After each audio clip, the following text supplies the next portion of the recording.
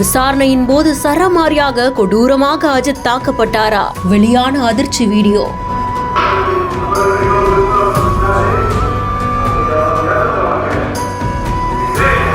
எளிய மனிதரின் மரணத்துக்கு கிடைக்குமா நீதி?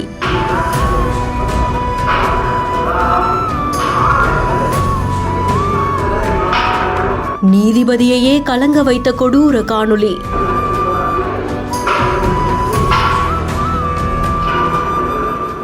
சிவகங்கை மடப்புரம் பத்ரகாளியம்மன் கோவில் காவலாளியா பணியாற்றி வந்த அஜித்குமார் அவர்கள் நகை திருட்டு வழக்கு விசாரணைக்காக போலீசாரால் அழைத்து செல்லப்பட்டு விசாரணையின் போதே உயிரிழந்தது பெரும் அதிர்ச்சியை ஏற்படுத்தியிருக்கு. இந்த வழக்கு தொடர்பா இந்த காவலர்களை ஏற்கனவே கைது செய்து நீதிமன்ற காவல்ல வைக்க உத்தரவிடப்பட்டிருக்கு. இந்த நிலையில அஜித்குமார் மோசமா தாக்கப்படுவதா சொல்லி ஒரு வீடியோ வெளியாகிருக்கு. இந்த காட்சியை யாரோ ஒருவர் வீடியோவா எடுத்திருந்திருக்காங்க. இதுதான் சமூக வலைதளங்கள்ல பெரும் பரபரப்பை ஏற்படுத்தியிருக்கு. போலீசார் கிட்ட மன்றாடக்கூடிய காட்சிகள் அதுல பதிவாகியிருக்கு. இந்த வழக்கு உயர்நீதிமன்ற மதுரை கிளை நீதிபதிகள் முன்னாடி விசாரணைக்கு வந்தபோது மனுதாரர்கள் சமர்ப்பித்த படங்கள் மற்றும் வீடியோக்கள் நீதிமன்றத்தையே கலங்க வைத்ததாக கூறப்படுது. அஜித் அவர்களை எதற்காக வெளியே வைத்து விசாரணை செய்தீங்க? ஏன் காவல் நிலையத்துல வைத்து விசாரணை செய்யல? போலீசார் விசாரணையில் இளைஞர் அஜித்குமார் மரணத்துக்கு அரசே பொறுப்பேற்கணும் அப்படின்ற மாதிரியா நீதிபதிகள் கூறியதாகவும் தகவல் வெளியாகிருக்கு.